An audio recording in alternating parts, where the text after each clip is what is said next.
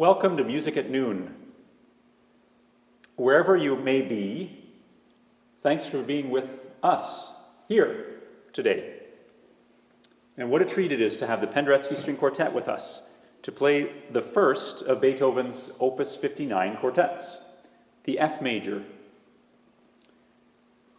Beethoven dedicated these three quartets, which he composed in 1805, 1806, and which were published in 1808, to Count Andrei Razumovsky, the Russian ambassador to Vienna, where they were first played.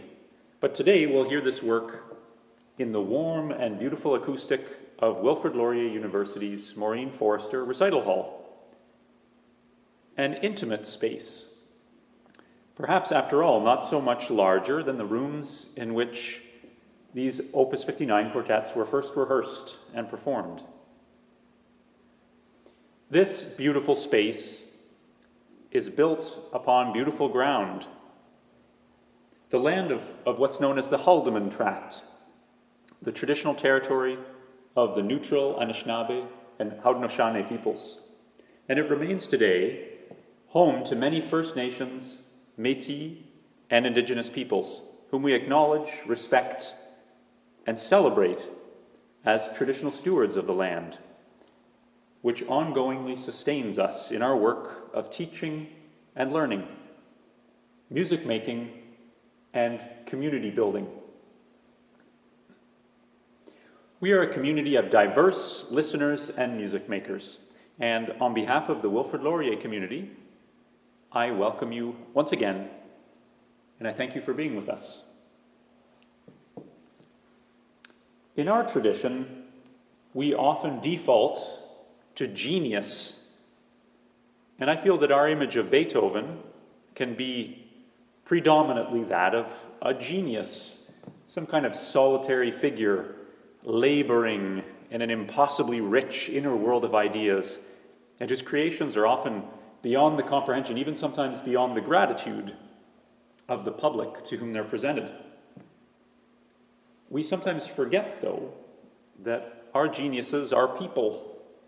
In fact, they're also craftspeople and workers, humans who must learn through careful study, but also apprenticeship and just plain old toil, the ways, the skills, styles, conventions, structures of their tradition. Beethoven worked assiduously towards these attainments.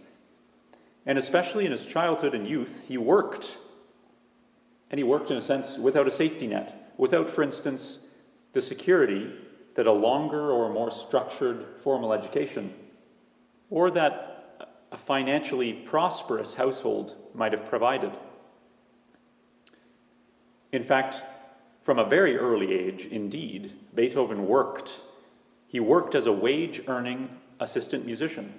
First, at the age of only 11, he worked as an assistant to Christian Gottlieb Neefe, court organist at Bonn, where the Beethoven family lived. He would shortly thereafter come to take on a lot of his father Johann's musical responsibilities under the electorate of Cologne. For Beethoven's father was a tenor and a court singer, as his father before him had been, except not a tenor, a baritone. Our Beethoven began life, in other words, as a working musician, and he would remain a working musician. He had responsibilities, and he had help. During his musical apprenticeship in Vienna, notably under Haydn and Schenk, Albrecht, Berger, and Salieri, Beethoven was sustained financially by the Elector of Cologne, Maximilian Friedrich. And as much as we are right to celebrate his ingenuity, his independence of spirit, his creative genius, it behooves us to remember that first his study and then his subsequent work were supported by patrons, by a wide network of appreciative individuals, friends, families, courts, in Vienna and throughout its orbit and farther afield. Patrons like Count and then later Prince Andrei Razumovsky, to whom these Opus 59 quartets are dedicated, sustained Beethoven's creative work and, in fact, in their way, played an essential role, really an essential role in the development and the celebration of the arts. I thought we would begin with that subject, not only on account of this patron Razumovsky having been such an interesting person and such an important figure, playing a role notably at the 1814 Congress of Vienna, which would reorganize Europe, and playing a role too through his patronage of Beethoven and the Schuppanzig Quartet in the development of the string quartet as a musical medium, but also by way of remembering the sustaining support that we here in our time at Wilfrid Laurier University are privileged to receive from sponsors near and far, and especially via the Students' Scholarship Fund. Beethoven's studies were facilitated by hard work and the financial support of his sponsors. That support allowed him to stick with it, to stick with his apprenticeship, not to drop out, as we might say today. And that support that he received provided encouragement also, allowing him to build confidence and faith in his capacities and in the promise, too, of his chosen field. The Faculty of Music's scholarship recipients often acknowledge these same gifts in their words of thanks to donors. And I would like now, on behalf of our students, to thank all of those who have donated to the Faculty of Music's Students' Scholarship Fund.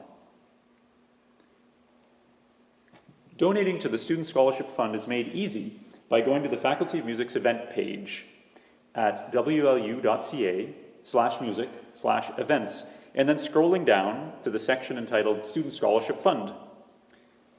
There's a button there entitled Donate that will allow you to do so, allow you to contribute using any major credit card. Acts of generosity are a celebration of music and study, and they sustain this important work, which in turn sustains the human community. A few more thoughts about heroes, be they quiet, sustaining ones, or boisterous, extroverted ones. The works of what's usually known as Beethoven's middle period are often seen to be influenced by, really imbued with Beethoven's faith in the heroic. This fervor, of course, would inspire the Third Symphony, but I wonder if maybe the Opus 59 string quartets are just a little bit heroic too. Our four heroes in the Penderecki string quartet, Katie, Christine, Jerzy, and Jeremy, might well attest to the complexity and virtuosity of these works, maybe even to their heroism, whilst at the same time making them seem entirely effortless to play.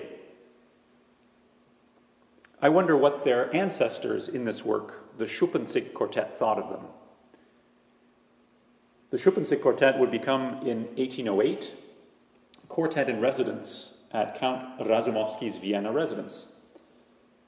And they held other such positions too over the course of their long career, which stretched with various personnel from 1795 until the early 1860s. And the Penderecki string quartet are Wilfrid Laurier's own quartet in residence. And they have, in their 33 seasons of concertizing, contributed not only to the celebration of their tradition, but to its development, to the development of their repertoire and of the expressive language of the string quartet. They have also, since 1991, taught and inspired generations of students and aspiring chamber musicians here at Laurier and in the wider community. In their playing and teaching, they are at the very summit of beauty, refinement, honesty, inspiration, and generosity. And as one of their lifelong fans, and a former student of Jerzy Kaplanek and chamber music student of the PSQ, I thank them. During the period of his Opus 59, and throughout his compositional life, Beethoven worked to expand the expressive and technical scope of his players. And as it happens, he worked to expand the expressive and technical scope of his pianos too. Some critics of Beethoven's often found these works to be musically difficult, which I find to be just a wonderful word. How wonderful it is to encounter something difficult and to be challenged. At the same time, how wonderful it is to behold our Beethoven's fluency with tradition. In his 30s, around the time of the composition of these quartets, he's no longer an apprentice composer, and his skillful use of counterpoint and form is superlative. In fact, we're hearing him as more like a journeyman composer, exploring the full range of his craft, all the registers of the language of sound. And I note that Beethoven sometimes spoke of himself as a Tondichter, a poet of sound. But in this period, we also encounter a Beethoven who's coming to terms with one of his life's great challenges, his progressive hearing loss. This must have been, of course, a tremendous challenge for him as a musician.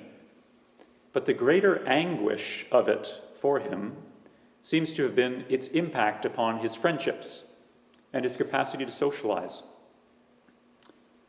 This might seem surprising to us, since we sometimes picture Beethoven as an almost willfully solitary and moody sort of figure. But, as is true for all of us, relationships were important to him, central, essential.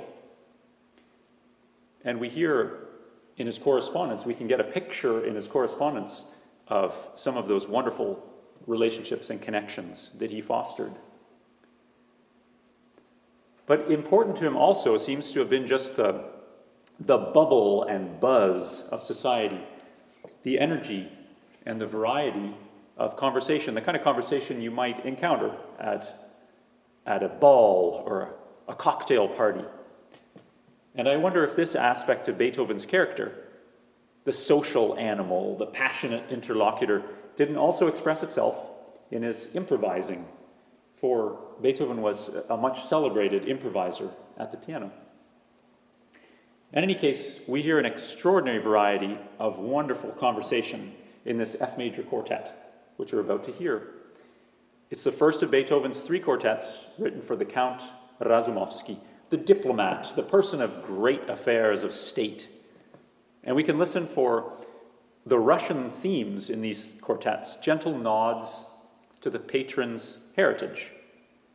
Interestingly, Razumovsky was not only a fine amateur violinist, but he also was a great player of the torban, the traditional Ukrainian theorbo. It's perhaps not surprising either that a diplomat, person whose life and work were so much about conversation, should choose a string quartet for his household music. The string quartet being such a fabulously chatty musical medium. Perhaps also the Count, later the Prince Razumovsky, found some repose in the intimacy of this medium, a respite from the massive scale of the diplomatic work in which he and the whole of the European continent was involved.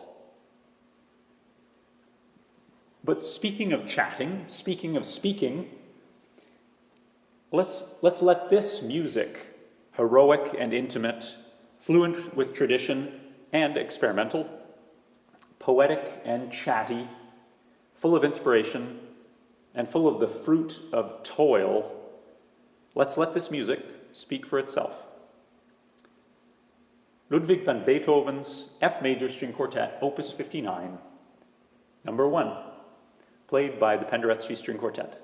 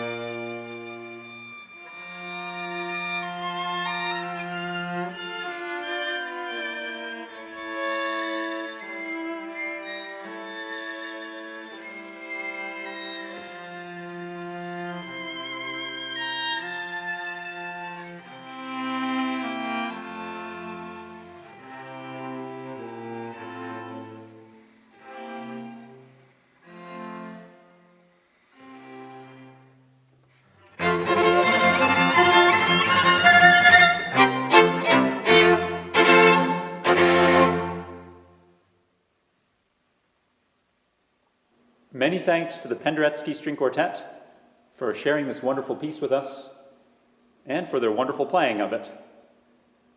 And thanks to you, our audience near and far, for sharing with us this time and your attention. I very much look forward to being back with you next week. And until then, be safe and be well and be making music